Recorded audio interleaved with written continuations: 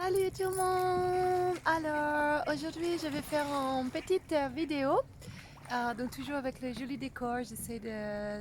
Bon, quand je me retrouve comme ça et qu'il n'y a personne autour de moi, je peux euh, m'inspirer de l'énergie du moment présent, donc qui va bien avec la méditation et la pleine conscience. Qui me sauve, comme je l'ai dit toujours, de ce diagnostic un peu sans fin là, de Asperger. J'ai découvert il y a 2 mois que j'étais certainement Asperger, mais j'ai toujours pas la certitude de l'être ou de l'être pas en fait. Et donc est-ce que Asperger, ça rime avec bonheur en fait? Parce que là, moi, je suis on va dire en autodiagnostic, comme on appellerait ça dans les termes que tout le monde emploie en fait. Donc ça veut dire que j'ai pas encore passé les tests officiels avec des spécialistes et tout ça, mais alors je me questionne vraiment beaucoup sur le fait que lorsque j'ai décidé d'être heureuse il y a plusieurs années déjà maintenant à cause de tout ce passé chaotique que j'ai eu, donc je ferai des vidéos thématiques sur chaque thème chaos, notamment le viol, les abus sexuels, les addictions, et je crois que déjà ces 2 thèmes-là, c'est ce qui a le plus rendu ma vie chaotique et sur un chemin de souffrance, mais de libération le jour où j'ai décidé d'être heureuse. Donc depuis que j'ai décidé d'être heureuse, j'ai dû forcément appliquer des techniques de bonheur, notamment l'élimination de tout ce qui m'était toxique un par un, parce que forcément j'avais tellement de choses entre les drogues, les addictions, de toutes sortes de drogues, que j'ai dû éliminer un par un les drogues, l'alcool ensuite, après le tabac, après le cannabis que j'avais gardé en dernier. J'ai eu aussi les addictions, j'étais quand même, je pense pas dépendante, mais j'avais une relation perverse par rapport au sexe en fait. J'étais toujours avec des hommes qui me maltraitaient ou qui ne me traitaient pas avec respect sexuellement, qui me prenaient juste pour une nuit. Donc j'avais pas, à cause de mes abus, je pense sexuels, du coup j'avais pas une vie saine sexuelle, que j'ai dû aussi arrêter ça parce que je me faisais beaucoup de mal. Donc voilà, j'ai éliminé à peu près, oui, pas à peu près, j'ai dû tout éliminer pour vraiment pouvoir aller sur le chemin de bonheur et de la non-souffrance. Digérer mes traumatismes, il y a des traumatismes qui me sont revenus, que j'avais occultés. Je ferai des vidéos spéciales vraiment thématiques, mais voilà, moi la question maintenant que je me pose, est-ce que lorsque bon déjà je sais pas si je vais le faire ou pas, le diagnostic officiel, et pourquoi si je décide de pas le faire, c'est parce que j'ai peur de sa fiabilité, parce que lorsqu'on va me poser toutes les questions et qu'on va m'interroger, qu'on va me faire les tests et tout ça, on va me poser des questions, notamment, bon, si elles sont sur mon passé, avant la méditation, je pourrais répondre, mais si on me demande dans les choses actuelles, du fait que je médite, que je me suis mise à la méditation pour éradiquer ma souffrance entre guillemets et pour vivre une vie plus heureuse et que je pratique la pleine conscience, j'ai tendance à évoluer. Si je suis Asperger, donc je suis forcément née Asperger, c'est ce que ça dit. J'ai des doutes aussi sur peut-être le fait de l'être devenu. Apparemment, on n'en entend pas parler. Apparemment, on est Asperger. Donc bon, je vais croire en ça, que si je suis Asperger, c'est parce que je suis née ainsi. Donc j'ai quand même un peu de mal à me dire que si je suis... Oh, alors j'ai mal au bras. Je vais tenir mon bras. Si je suis Asperger donc de naissance, le fait d'avoir voulu être plus heureuse que ce que j'étais a dû me faire prendre des chemins de vie différents. Et donc j'ai évolué. Alors donc si on me pose des questions par rapport à mon présent actuel, qu'est-ce qui fait croire que je suis Asperger? C'est parce que si j'arrête la méditation, la pleine conscience, je sais que je me suicide en fait. Ça c'est clair et net pour moi. Ça je le sais, j'ai pas de doute en fait là-dessus, je le sais quoi. C'est-à-dire que de même que si jamais je trempe mes lèvres dans un verre d'alcool, je retombe dans l'alcool.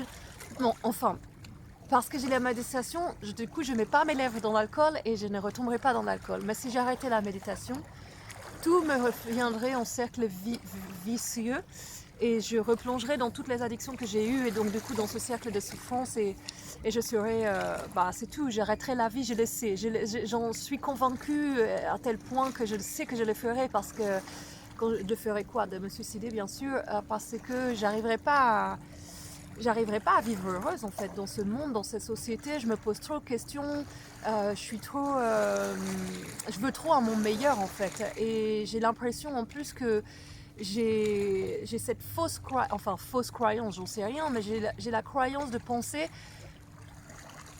qu'il est possible de le changer ce monde et que le changement passe d'abord par nous en fait. Et moi, je me dis que là, avec tous les changements que j'ai déjà opérés, je ne peux pas en faire plus en fait.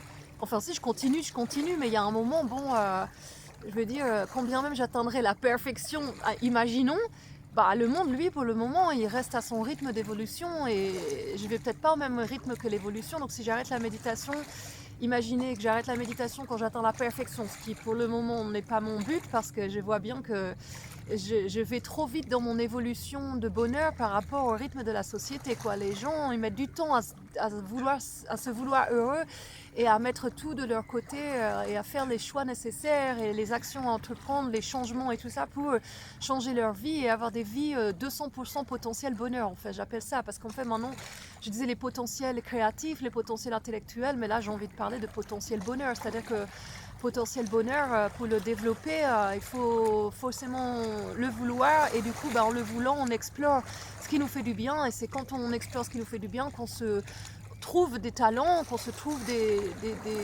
facilités dans certains domaines qu'on n'aurait même jamais imaginé. Donc c'est là que, en fait, j'ai l'impression que nous tous, nous pouvons être des artistes de la vie et de la création du bonheur, des artistes de bonheur. Et du coup, en faisant de notre vie un art de vivre vers le bonheur, on se révèle dans nos talents artistiques en fait. Et je crois qu'on est tous des poètes, des jardiniers, des cuisiniers, des chanteurs, des musiciens, des peintres, des clowns. Voilà, je crois que selon l'individu, on a tous en qualité comme ça, voire plusieurs, quoi. On est tous multilingues, c'est-à-dire que je pense que si on part tous dans un pays étranger sans connaître la langue, tous, nous allons finir par savoir parler la langue. Alors oui, selon l'individu, ça prendra plus de temps, mais ce que je veux dire, c'est que on a tous une capacité d'adaptation et de création et de créativité. Donc, moi, je tourne en boucle ce Asperger parce qu'il semblerait que si on est Asperger, genre c'est irréversible et c'est pour la vie. C'est pour ça que j'aimerais quand même savoir si je le suis, parce que je me dis que si je le suis, moi j'ai pas l'intention de rester avec des crises autistiques et des Gilles de la Tourette quand on me provoque un bouton qui fait que mon ego il est titillé. Et maintenant que j'ai vu que j'avais ça et que je l'avais déjà, je le voyais pas forcément avant. Parce que c'était le début de mon évolution vers le bonheur. On me le disait, t'es trop impulsive, faut que tu te calmes et tout ça. Bon, je disais toujours, oui, on m'a provoqué. Pour moi, il y avait toujours des raisons que je m'énerve comme ça et que je pars dans des crises vraiment disproportionnées par rapport à la situation jusqu'à ce que vraiment je reconnaisse qu'il y a un problème. Parce qu'à force qu'on me le dise, j'ai quand même écouté, en fait, que j'ai vu que ça revenait, comment on dit, c'était pas une critique de moi, c'était une observation, quoi. Et je voyais bien que les gens qui me disaient ça, c'était pas dans la malveillance, c'était juste une remarque de la réalité, en fait, de ce qui me concernait. Ils me disaient, t'es trop impulsif, tu t'énerves pour rien, faut que tu te calmes. Et je voyais bien que ça sortait de leur cœur et que c'était là pour m'aider, en fait. Mais au début, je voulais pas l'entendre, en fait. Il m'a fallu quand même un certain temps, je pense 2 ans, 3 ans, où j'ai répété des crises comme ça, puis aussi où j'ai mis ma vie dans des situations que j'ai vu que je mettais ma vie en danger parce que selon la personne que vous avez en face de vous, vous ne pouvez pas d'un seul coup déblatérer des gros mots et vous énerver comme un folle. Vous paraissez une hystérique folle à ce moment-là. Et là, les gens, ils ne savent pas qui c'est qui est là. Ils ne savent pas que vous êtes peut-être autiste Asperger. Moi-même, je ne le savais pas. Comment eux vont le savoir si moi-même, je ne le sais pas en fait. Donc c'est vrai qu'à ce moment-là, je me suis quand même rendu compte parce que c'est m'est arrivé de faire une crise comme ça et je suis tombée sur une fille qui était très très violente. Et en fait, elle a pensé que j'étais un genre de fille qui se battait parce que c'était mon look aussi, les cheveux comme ça. Ça, c'était à Ibiza. Et donc, elle a pensé peut-être que je prenais des drogues. J'en sais rien. Moi, à ce moment-là, déjà, j'avais arrêté les drogues, j'avais arrêté l'alcool. J'avais commencé le yoga, j'avais commencé la méditation, j'avais commencé la natation. Donc, je remplaçais toutes les addictions par de nouvelles addictions saines, en fait. Et elle, quand elle m'a vu crier comme ça et m'énerver et casser des chaises, je cassais des chaises à ce moment-là. Je cassais des chaises, je cassais des tables, je cassais tout ce qui venait matériel, me provoquait, je devenais une hystérique folle complètement, quoi. Je sortais hors de moi et j'avais une personnalité, c'était de la schizophrénie, mais c'était peut-être des crises autistiques. Moi, à ce moment-là, je pensais que c'était comme des crises de schizophrénie, quoi. Je me disais, j'ai des tendances schizophrènes. On m'avait dit, j'étais bipolaire, on m'a diagnostiqué bipolaire, on m'avait dit que si j'étais en crise maniaque, bon, je pouvais avoir des tendances, par exemple, schizophrènes, bon, que c'était un peu normal, tout ça, bon, voilà. Donc là, je me disais, bon, bah, c'est ça alors, mais du coup, j'ai vraiment mis ma vie ce jour-là en danger avec cette fille en face de moi qui elle, qui était justement dans les drogues et qui était assez violente, quand même pas assez, mais relativement vraiment beaucoup violente. Je pense qu'elle a eu une éducation où son père de la frapper. Enfin, et du coup, tout ça dans son âge adulte est ressorti. Et lorsque elle était en face de moi et qu'elle m'a vu dans ce comportement-là, elle n'a pas compris que j'avais un problème d'ordre psychiatrique. Elle a pensé que j'étais un rebelle et un peu cassos, quoi, genre je me bats et tout ça. Et du coup, elle m'a frappée. J'ai fini à l'hôpital. C'était un traumatisme énorme parce que moi, on m'avait jamais frappée dans ma vie. Pas comme ça, tout au moins. Je ne me souviens pas j'ai eu des copains pervers narcissiques qui ont beaucoup abusé de moi psychologiquement. Ils avaient des armes, des fois des poings américains qui me mettaient là proche du nez à me dire je vais te casser le nez, je vais te casser la figure. Mais on m'avait beaucoup violentée, mais jamais au point de vraiment me frapper, quoi. C'est-à-dire qu'elle m'a vraiment frappée, elle m'a mis au sol, elle m'a frappée, elle s'est défoulée sur moi, elle a passé toute sa haine. Donc moi, quand je suis en crise autistique et que je passe tout mon passé et que mon ego l'a titillé et que d'un seul coup je mets sur la personne qui a déclenché la crise toute ma haine de tout le mal qu'on m'a fait, tout ça, ça ressort. Bah, elle a fait exactement pareil, sauf qu'elle y a mis les poings et la violence physique. Donc ça a été un traumatisme énorme que j'ai encore du mal à oublier. Elle m'a aussi tagué mon camion. Enfin, c'était vraiment, ça a été horrible. Franchement, cet épisode de vie là, je l'oublierai jamais. Et en même temps, je lui dis merci à cette fille parce que c'est grâce à elle, je crois, que c'est là que je me suis dit, il faut que je me soigne. Donc là, moi, je ne savais pas si je suis autiste ou pas. Je ne sais toujours pas si je suis autiste ou pas. Mais ce que je veux dire, c'est qu'à ce moment-là, moi, comme je n'ai aucune idée que je suis autiste, Asperger, je précise là, je pense que je dois me soigner. Donc j'entame le processus de guérison, c'est-à-dire de choix du bonheur et vraiment qu'il faut que j'arrête de crier comme ça, de sortir de mon apparence calme, on va dire, et dire des gros mots et qui débitait quand même un certain flux, comme un syndrome de Gilles de la Tourette, déclenché, mais que je pouvais arrêter à certains moments. Après les avoir dit tous les gros mots, il fallait que ça soit débité. Et puis après, une fois que c'était fait, ça y est, ça retombait. Par contre, j'ai resté très énervée pendant longtemps. Ça pouvait même être jusque 2-3 jours comme ça. Donc le gros pétage de câble, il était à peu près pendant, je dirais, entre 1 heure à 3-4 heures. Ça pouvait durer, ça dépendait de la situation, ce qui avait déclenché le truc. Enfin, en tout cas, ce que je sais, c'est qu'après la crise me restait dans le mental, c'est-à-dire que je revisionnais la crise et je pouvais même encore avoir des idées vraiment très noires, de ne pas avoir réussi à me défendre contre ces attaques, comme notamment cette fille qui m'a frappée. Je me voyais faire des choses horribles avec elle, comme si j'imaginais ce que j'aurais dû faire si j'avais eu la capacité de le faire pour ne pas qu'elle me frappe et que ce soit moi la victime. Et donc c'était vraiment horrible, ça restait pas juste que quelques heures dans ma tête après sa tournée et tout ça. Et donc je dis merci à ces filles parce que grâce à elles quand même je me suis rendu compte que je devais faire quelque chose, quoi, que je devais me calmer tout simplement, comme les gens me l'avaient dit. Tu as de l'impulsivité, il faut que tu te calmes et tout ça. Donc je bouge un petit peu parce que j'ai mal au bras et j'ai du mal à rester assise au même endroit avec le bras comme ça tendu. Donc ça m'aide. Puis en même temps, dans la caméra, je vois le paysage que je filme en même temps. Bon, je l'ai devant moi, mais comme je fais la vidéo, je ne vais pas trop me distraire.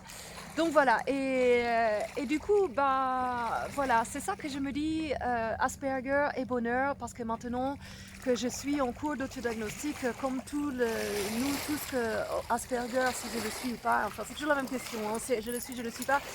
Mais j'aimerais quand même savoir si je le suis parce que ça expliquerait déjà tous les comportements que j'ai eus, tout ce qui m'était arrivé. Et le problème, c'est que j'ai l'impression que je fais partie des très rares Asperger. Donc j'espère que mes vidéos, elles vont être vues par certaines personnes qui sont dans le même cas que moi et qui en arrivent au même point que moi.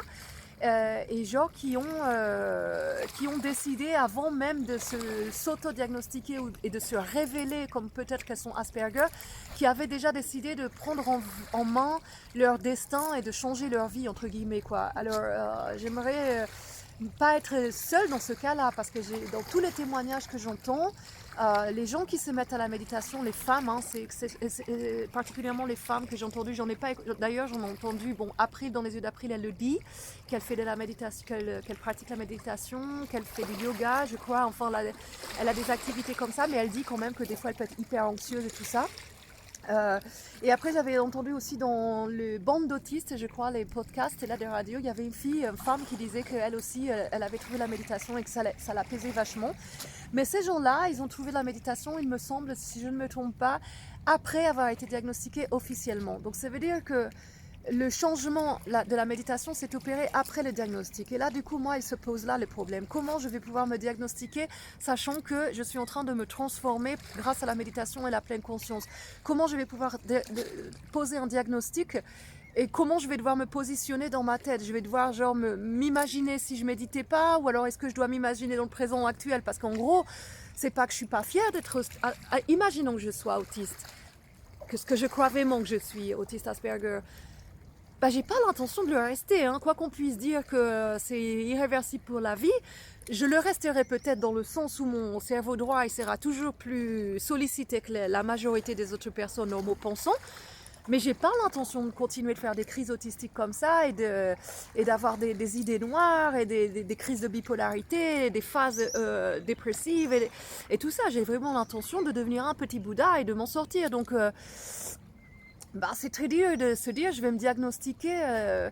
C'est-à-dire qu'il faut qu'il soit proche le diagnostic, parce que si j'attends le CRA là, si c'est 5 ans, moi dans 5 ans je suis un Bouddha, hein. Je vais pas attendre je vais pas attendre 15 ans pour être heureuse en fait, hein. Déjà là je suis sur le chemin et je vois bien les résultats.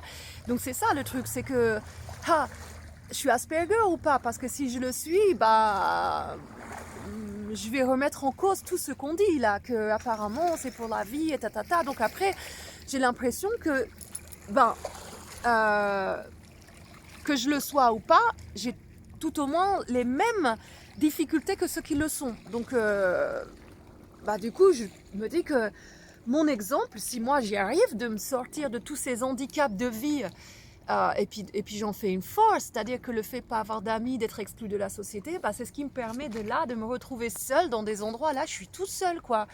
Mais comme tout le temps en fait, je me trouve des spots de malade et en fait, les gens neuropensants, ils ont besoin d'avoir de la compagnie, des amis, ils vont être là, mais là je les vois tout à l'heure, il y a eu genre quelques groupes de personnes qui sont arrivés, ils étaient 2, 3, ils parlent ensemble, ils regardent vite fait comme ça et tu sens qu'ils sont pas connectés quoi, puis tu sens ils s'en vont rapidement quoi. Moi je pourrais rester là des heures en fait, parce que déjà il y a personne, parce que je suis tout seul, parce que je transcende quoi, c'est genre tellement magnifique, j'ai une chance inouïe, donc je me dis en fait si je suis Asperger, tous les trucs qui ont fait que ça m'a posé de grosses souffrances avant, maintenant j'ai appris à les dompter et à accepter, et notamment le fait de méditer, ça me permet d'être vraiment en accord avec moi-même et avec la vie quoi, et la beauté, le divin du monde. Enfin, c'est-à-dire que là je me sens pas genre seule et en manque de compagnie et genre voilà quoi, là je remercie vraiment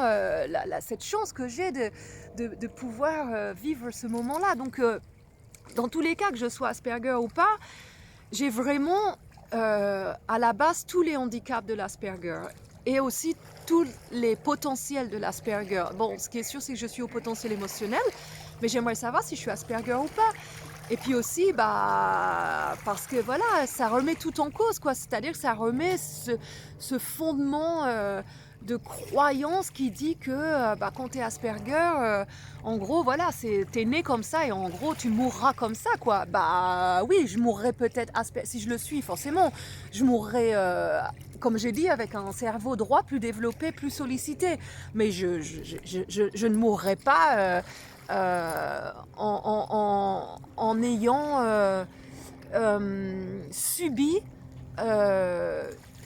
ma propre victimisation, en m'identifiant à quelque chose qu'en plus qui allait disparaître du DSM, quoi. Ils allaient le retirer, quoi. Donc je me dis, ça aussi, quoi, c'est hyper compliqué actuellement, là, de m'auto-diagnostiquer et même après de laisser des professionnels aller me dire ce que je suis ou ce que je suis pas, quoi. Enfin, j'ai vraiment du mal avec ce truc-là, en fait. Et du coup,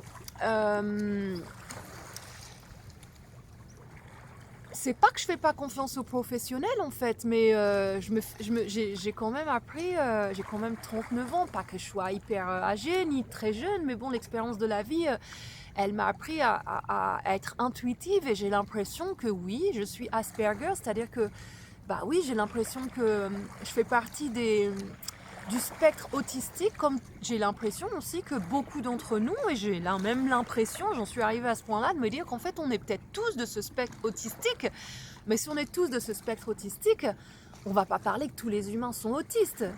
On enlèvera le terme autiste, mais du coup là, comme il y a une majorité de gens qui apparemment pensent différemment d'une minorité d'autres, on appelle la minorité ceux du spectre autistique et les autres les normaux pensants.